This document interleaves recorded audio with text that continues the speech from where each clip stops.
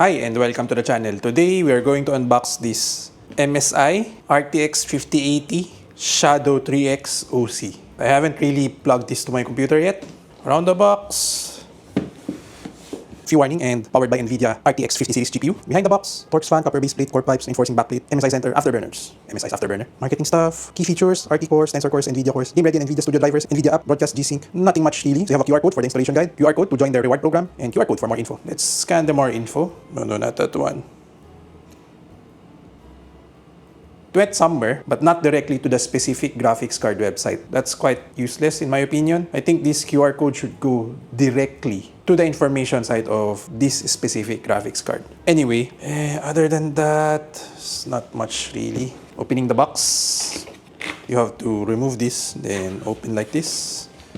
So inside the box, there's a thin foam, and this is the GPU itself. Other than the GPU, there is this 12-pin to 3 8-pin PCIe power connector. So there's a yellow mark. So if you see the yellow mark, it means that you haven't plugged in thoroughly that information there. And it also says do not daisy chain. And this is the GPU stand, and this is the GPU itself, and some quick start guide. So notice that the foam here is not cut through, so just beware if you're going to return this graphics card to this foam. Put it at an angle, otherwise you'll break your PCIe connector. Just be careful of that.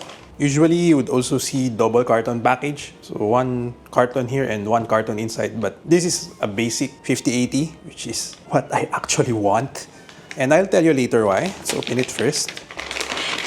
So this is the graphics card itself, and the reason that I wanted this is that it's actually smaller than the other graphics card. As for the dimensions, it is 303mm by 121mm by 49mm. So this is around 2.5 slots, which is nice, right? So it can fit some of the SFF cases that I have. Let's peel this.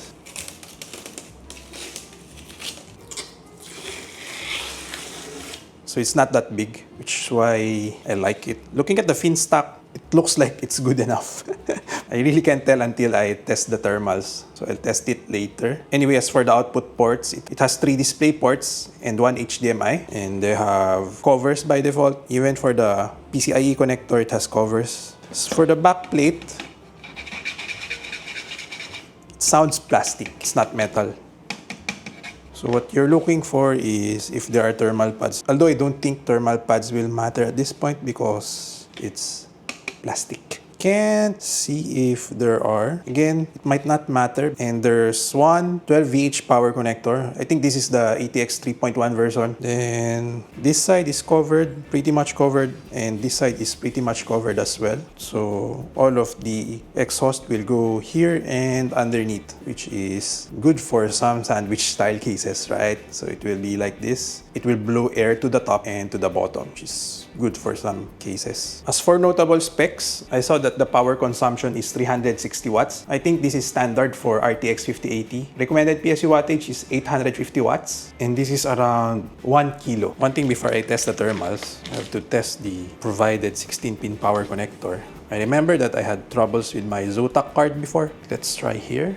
It's a nice click. And yeah, no issues. Even with a fat thumb, no issues here. Can pull it easily. I think I should test that always. Anyway, time to benchmark this. Before we continue, here are a few things this GPU doesn't have. One, there's no RGB, and second, there's no dual BIOS. But it does come with a fan stop feature, which is always nice. As for the temps while benchmarking FF15 for 30 minutes, the GPU temps average at 71.34 degrees Celsius with a max temp of 76.4 degrees Celsius. As for junction temps, well, that's unfortunately not available. As for memory temps, it averaged at 81.84 degrees Celsius with a max temp of 86 degrees Celsius. As for fan speeds, it averaged at 59.19% with a max of 64%. In RPM, this is 2,141 and 2,330 respectively. Prior to FF15, I also benchmarked Monster Hunter Wilds for 30 minutes. The GPU temps averaged at 69.24 degrees Celsius with a max temp of 72.1 76.7 degrees Celsius. As for memory temps, it averaged at 78.02 degrees Celsius with a max temp of 80 degrees Celsius. As for fan speeds, it averaged at 53.29% with a max of 55%. In RPM, this is 1931 and 1989 respectively. Interestingly, Monster Hunter Wilds, while technically more demanding, runs a bit cooler. Maybe it's DLSS at work or some environmental factor that I missed. I did consider replacing my older temp benchmarks, but FF15 benchmark still holds strong even after 7 years, so maybe not this year. Now on thermals, performance is generally okay. Temps stayed below 75 degrees Celsius with room for fan ramp up. Tests were also done at 26 degrees Celsius ambient. In the Philippines, where 30 degrees Celsius is more typical, expect the GPU to hit around 75 degrees Celsius without air conditioning. And yes, fans will ramp up harder during the summer months. As for game benchmarks, here's the chart for 1440p. In these tests, I enable ray tracing where available, but skip DLSS and frame gen to keep the results consistent. I will not discuss this one by one, but feel free to pause if you want to drill down to specific games. As for 4K, let's start at the oldest game at the bottom and move up. FF15 is at 126 FPS, good, but this is a 7-year-old game. FF14 at 116 FPS, good, but this is an MMO game, thus should be easier to run. Cyberpunk at 68 FPS without RT, which is nice, but only 33 FPS with RT, which is not nice. Returnal at 96 FPS without RT and 72 FPS with RT, which is not bad. Forza Motorsport at 112 FPS without RT and 84 FPS with RT, which is good. Black Myth Wukong at 41 FPS without RT and 18 FPS with RT, which is bad. This is using the cinematics presets though. Age of Mythology Retold at 134 FPS without RT, which is good, but it drops hard at 55 FPS with RT. Call of Duty Black Ops 6 at 102 FPS, which is okay. Monster Hunter Wilds at 64.5 FPS without RT, which is barely okay, and 57 FPS with RT,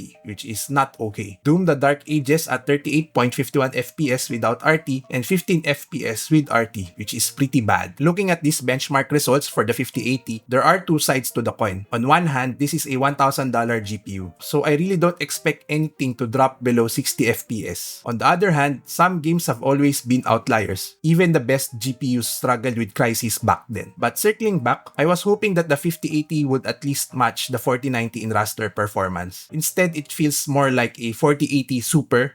And to make things worse, they've removed PhysX support in this generation, which honestly leaves a bad taste in my mouth. Overall, for MSI Shadow 3X, it is one of the cheapest RTX 5080 variants available in the Philippines. It is also one of the smallest air-cooled models, only topped by MSI's own Inspire at 288mm and closely followed by Ino3D's X3 at 300mm. Performance is typical for a 5080 and honestly I'm really happy with it. As for the RTX 5080 overall, while I'm not a fan of the so-called improvements this generation, there's really no alternative at the $1,000 price point. If saving 40% for just 17% performance loss doesn't matter to you, and I'm talking about the Radeon 9070 XT at $600, then yes, you really don't have a choice. The RTX 5080 is the best GPU you can get for $1,000. AMD and certainly Intel just don't have anything that competes at this level right now. Personally though, I wouldn't buy this with my own money. I'm not well off to drop $1,000 on a GPU. I'd go for the 9070 XT. That's my price point. But since I got this 5080 for free, no complaints here. That said, I did want the 5080 to match the previous king, the RTX 4090, but that clearly did not happen. And if you feel like Nvidia is starting to neglect gamers, even at the high end, you're not alone. Let me try to explain why this might be happening. If I were sitting on Nvidia's management committee right now, I'd probably say, don't focus too much on gamers. Not ignore, but don't prioritize. Take a look at this chart. I sourced it via TechSpot and originally from AppEconomyInsights.com. Quick note, Nvidia uses a weird fiscal calendar. That Q1 FY26 bar on the far right, it actually covers Feb to April 2025, not 2026. Yeah, it's confusing. Now compare that with Q1 FY 2022, second bar from the left, which is Feb to April 2021. In those 4 years, gaming revenue went from $2.7 billion to $3.7 billion. That's a $1 billion increase, about 37%. Sounds decent until you compare it with data center revenue, which exploded from $2 billion to $39 billion. $2 billion to $39 billion. I repeated that. Gaming share of Nvidia's revenue dropped to just 8%, while data center grew to dominate at 88%. And this isn't even the peak. They're still going after quote-unquote sovereign AI markets. This is building infrastructure for government environment. And that's massive and mostly untapped space. So from a management perspective, I'd say gaming is stagnant. And that's being generous. It's not just flat. There were quarters where gaming even declined. Meanwhile, data center continues to surge. And let's be real, if I were in Nvidia's shoes, I'd still keep selling to gamers. Not to serve them, but to reduce waste. Those cut down dies that didn't make the grade for data center, I would package them as a 70 class or 80 class cards and sell them as gaming GPUs. It's better than letting imperfect silicon go to waste. You could always argue that Nvidia wouldn't be where it is without gamers. And I totally agree. But that was then. Unfortunately, this is now.